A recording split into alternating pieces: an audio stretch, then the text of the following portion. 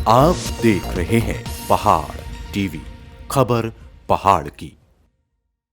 नमस्कार, आप देख रहे हैं उत्तराखंड का नंबर 1 डिजिटल न्यूज चैनल पहाड़ टीवी। मैं हूं परिधि जोशी। आइए सबसे पहले नजर डालते हैं हेडलाइंस पर।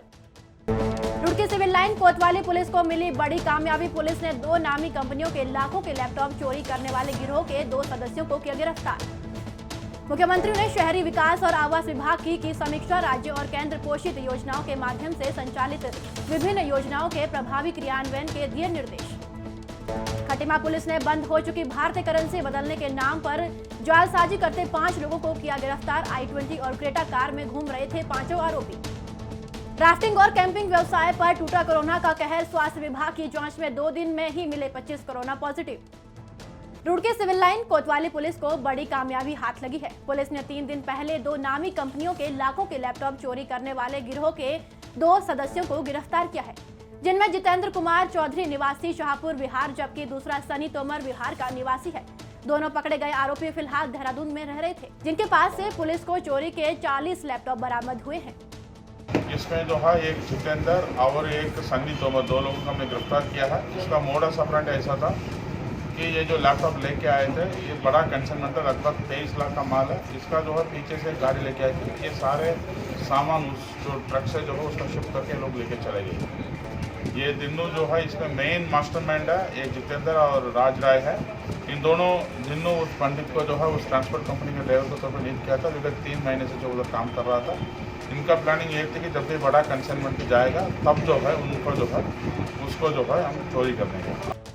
चंपावत जिले के बाराकोट में चल रहे लड़ीधुरा महोत्सव के दूसरे दिन लड़ीधुरा शैक्षिक सांस्कृतिक मंच के पदाधिकारियों और सदस्यों ने क्षेत्र के विभिन्न गांवों में जागरूकता अभियान संचालित किया।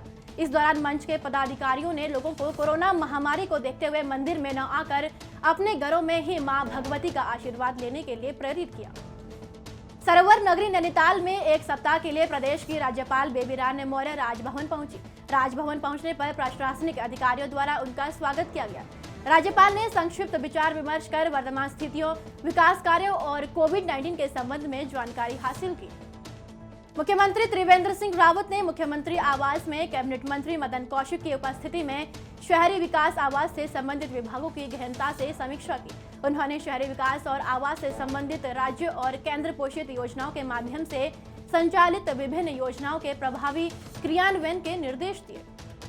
पिथौरागढ़ के मुनस्यारी और धारचूला क्षेत्र की आपदा को लेकर पूर्व मुख्यमंत्री हरीश रावत और विधायक हरीश धामी ने संयुक्त प्रेस वार्ता की।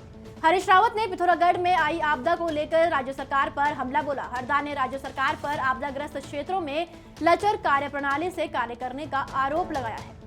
हमने तो मांग की थी कि मुख्यमंत्री जी उस क्षेत्र के लोगों को बचाएं, और हमने उम्मीद भी पाली थी कि मुख्यमंत्री जी कुछ करेंगे। मुख्यमंत्री जी चाहे देर से आए, लेकिन अगर वो कुछ कर जाते तो हम आज भी उनका धन्यवाद करते और हम उनके लिए हमेशा उनके ऋणी रहते। लेकिन आए और हवाई संरक्षण किया और आधे 1 घंटे में चले गए। उसके बाद भी वहाँ के हालात जस के तस हैं। तो हम आज भी निवेदन करना चाह रहे हैं कि प्रदेश के मुख्यमंत्री जी के लिए विधायक विपक्ष का हो सकता है, लेकिन प्रदेश की जनता जब वो कुर्सी में बैठे हैं तो वहाँ पर न कांग्रेस होती, न भाजपा होती है, न कोई अन्य दल होता है। सारी जनता उनकी अपनी जनता है, तो उनको जनता जनार्दन जो के रूप में उनकी जो है हितों की रक्षा करनी चाहिए। मुख्यमंत्री त्रिवेंद्र सिंह रावत को सुप्रीम कोर्ट से राहत मिलने के बाद राजनीतिक गलियारों में आरोप प्रत्यारोप का दौर शुरू हो गया है। पूर्व मुख्यमंत्री हरीश रावत ने राज्य सरकार पर हमला करते हुए कहा कि स्टिंग मास्टर को उत्तराखंड में खड़ा करने वाला भाजपा में विद्यमान है, और साथ ही उन्होंने सीएम त्रिवेंद्र से इस्तीफा भी मांगा है। वहीं मुख्यमंत्री त्रिवेंद्र सिंह रावत ने कहा कि पिछले 3.5 सालों में सरकार के खिलाफ तमाम तरह के षड्यंत्र हो रहे हैं।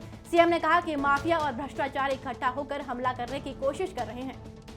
एक बात सिद्ध हो गई कि माननीय सुप्रीम कोर्ट ने केवल 2 दिन के अंदर एफआईआर दर्ज करने के आदेश को पर स्टे दिया है और कहा है कि आप जानकारियां दीजिए कि क्यों केवल 2 दिन दिए जाएं। वो उतने पार तक राहत है। बाकी आरोप अपनी जगह पर स्टैंड करते हैं। जिन आरोपों के कारण सीबीआई जांच की बात कही गई है, और वो आरोप अपनी जगह पर जस के तस हैं। और इसके साथ साथ सीबीआई से जांच हो ये मामला भी जस का तस खड़ा है। देखिए, तमाम तरह के षड्यंत्र हो रहे हैं इन 3.5 सालों में। तमाम तरह के षड्यंत्र हुए, तमाम जो माफिया तत्व है, जो भ्रष्टाचारी तत्व है, वो इकट्ठा होकर के हमला करने का प्रयास कर रहा है। लेकिन हम जिस नीति पर चल रहे हैं उस पर हम पूरी तरह अडिग हैं। जैसे हम पहले दिन अडिग थे, ऐसे ही जब 5 साल होंगे तब भी हम इसी तरह से अडिग होंगे।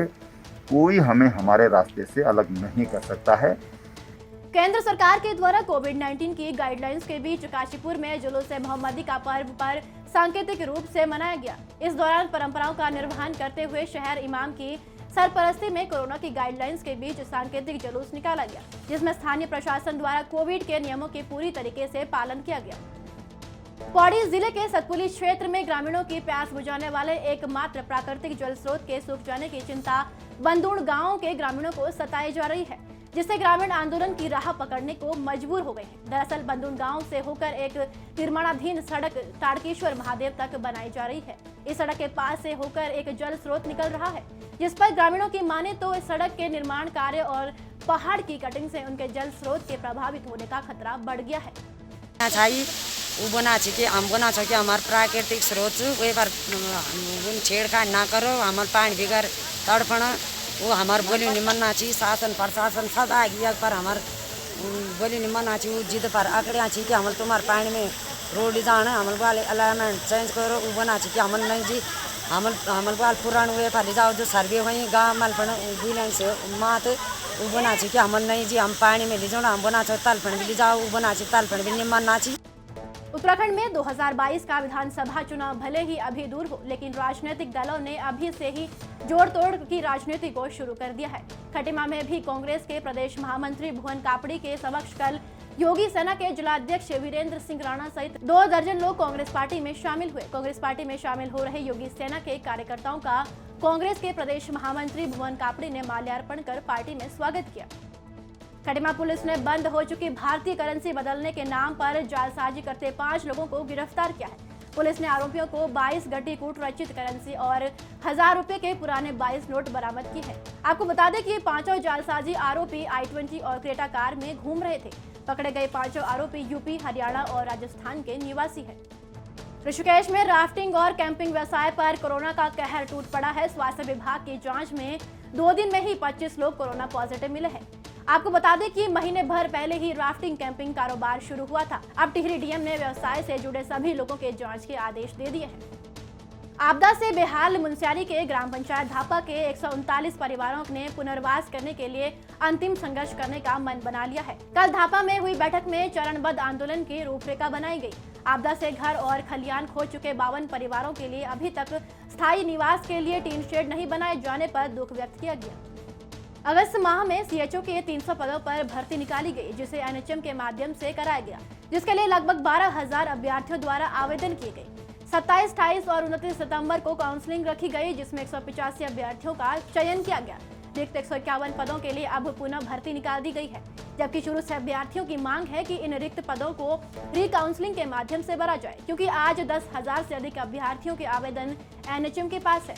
न सिर्फ आवेदन बल्कि अभ्यर्थियों के 1,34,000 रुपए के ड्राफ्ट भी एनएचएम के पास है। दोबारा भर्ती प्रक्रिया के समय अभ्यर्थियों द्वारा ऑनलाइन पुनः फॉर्म भरने का खर्च भर्ती प्रक्रिया में होने वाले सरकारी व्यय का नुकसान ही है।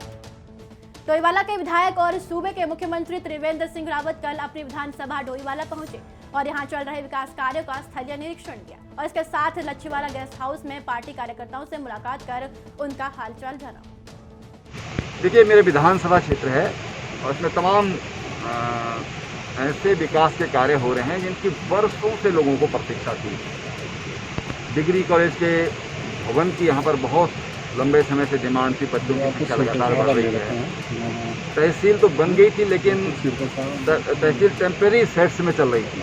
अब तहसील भवन यहाँ पर बनने जा रहा है, उसका काम चालू हो गया है। ऐसे ही ये जो लच्छीवाला हमारा नेचुरल पार्क है, ये इस पार्क को और आकर्षक और विकसित करने के लिए एक 5 करोड़ के लगभग की योजना इसके लिए स्वीकार की है। और अब मुझे दीजिए इजाजत। बाकी अपडेट के लिए हमारे साथ बने रहिए और देखते रहिए पहाड़ टीवी। उत्तराखंड की हर छोटी बड़ी खबर के लिए सब्सक्राइब करें पहाड़ टीवी। खबर पहाड़ की, बेल आइकन दबाना ना भूलें।